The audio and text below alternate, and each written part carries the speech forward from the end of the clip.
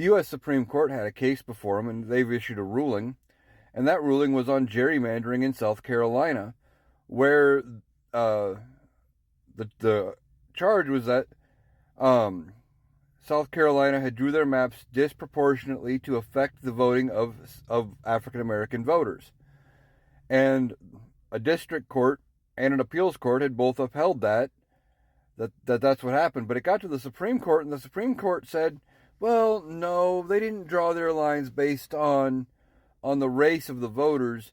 They voted it based on party preference, which in some cases is very hard to distinguish one versus the other.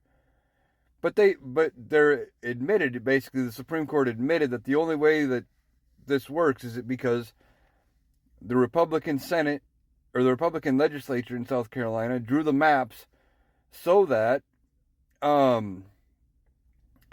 Democratic voters had less voting power, and that they tried to make that okay. But on top of it, you had Clarence Thomas come in, who used to never hardly say anything, never write opinions or anything, who's been way more vocal lately, came out and wrote an opinion in this thing, and he said he doesn't think that the courts should even be looking at gerrymandering cases at all. Really, Clarence Thomas?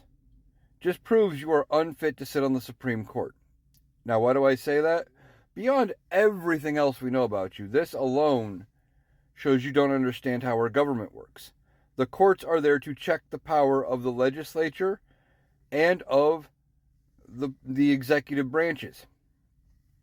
So if they draw these maps, and they're unfair to the people, who else but the courts should be the ones trying to do anything with it?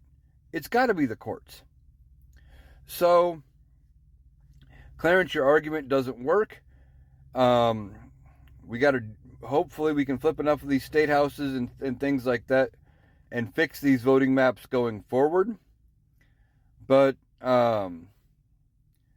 for now, we got a Supreme Court that is sitting there agreeing with gerrymandering and saying, well, it doesn't really matter if you gerrymander out somebody by race, as long as you can tie it to their party affiliation at the same time.